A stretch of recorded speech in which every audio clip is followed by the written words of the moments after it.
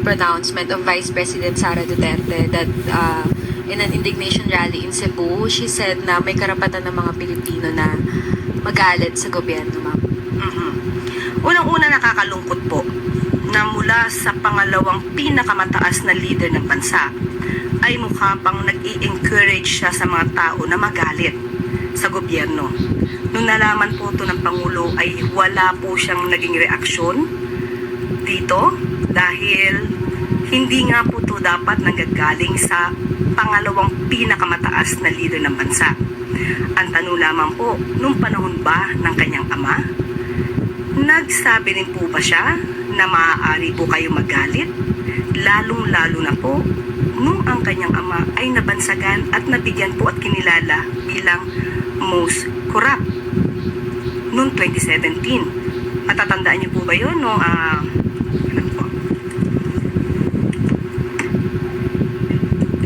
2016 ay runner-up lamang ang Pangulo.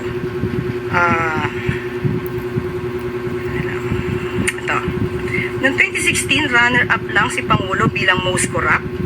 Siya ay kinilala ng Organized Crime and Corruption Reporting Project. Pero noong 2017 ay nag-level up si dating Pangulong Duterte at siya na po yung naging awardee at kinilala ng People of the Year being the most corrupt.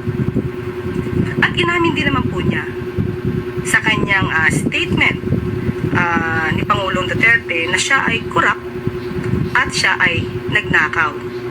Pero naubos na nga lang. Kahit natatandaan niyo po ba yun? Because meron pa po ako ditong statement niya. Okay? So, ang tanong lamang natin, yung ba ay hindi niya man lang nasabi na dapat na merong karapatan ang taong magalit. And at the same time, wala po tayong nadinig sa Pangulo kahit ano pa ang naging di umanong anomalya ng DepEd sa pamumuno ni VP Sara. Lalo-lalo na nung nasayang ang pondo sa mga pagkaing nabulok lang na intended sana sa mga estudyante, lalong-lalo na sa mga maralitang estudyante.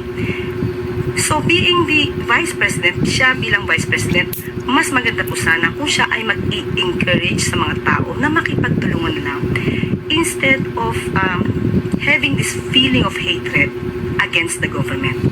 Mas maganda po na sabay-sabay sana tayong umangat kaysa sa may mga ibang tao na gusto magpapagsak ng gobyerno. She's arguing that it's part of freedom of expression. Yes, wala po tayong masasabi kung kanyang ina-express ang kanyang damdamin. Pero bakit naman ngayon lang? Mas marami naman din pong nangyari nung panahon ng kanyang ama.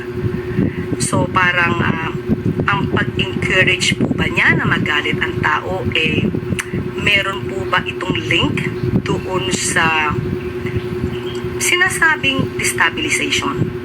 At pinapatok ko lang palagi na ang taong bayan ay dapat nang kumilos laban sa gobyerno.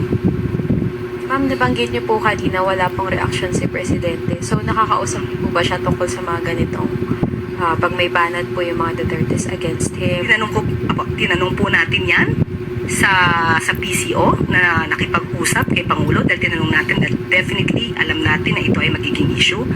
Ang tinanong po natin, ano po ba ang reaksyon ni Pangulong Marcos? Kilala po natin ang Pangulo. Hindi siya agad-agad nagre-react sa mga ganito.